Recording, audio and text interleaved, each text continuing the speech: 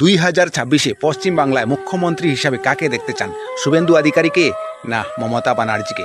শুভেন্দু অধিকারীকে মুখ্যমন্ত্রী বানালে কি হবে এবং মমতা ব্যানার্জিকে মুখ্যমন্ত্রী বানালে কি হবে আপনাদেরকে বলছি।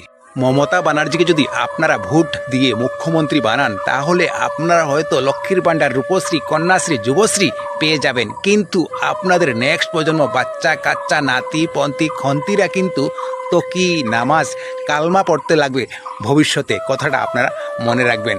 আর শুভেন্দু অধিকারীকে যদি আপনারা ভোট দিয়ে মুখ্যমন্ত্রী বানান হয়তো আপনারা লক্ষ্মীর ভাণ্ডার, রূপশ্রী, কন্যাশ্রী, যুবশ্রী নাও পেতে পারেন, কিন্তু আপনাদের বাচ্চারা নেক্সট প্রজন্ম নাতি পন্থী খন্তিরা সুখে শান্তিতে নুন ভাত খেয়ে জীবন কাটিয়ে যেতে পারবে।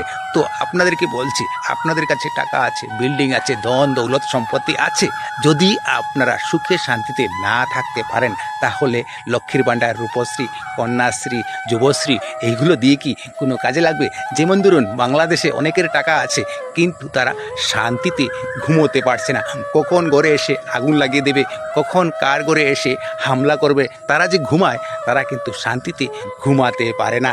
এই ভিডিওর মধ্যে বেশি কিছু বলছি না, আপনারা যখন ঘুমোবেন বালিশের মধ্যে মাথা দিয়ে ঠান্ডা মাথায় ভাববেন কাকে মুখ্যমন্ত্রী বানালে আপনাদের নেক্সট প্রজন্ম বাচ্চা কাচ্চা নাতি পন্থীরা সুখে শান্তিতে জীবন কাটিয়ে যেতে পারবে।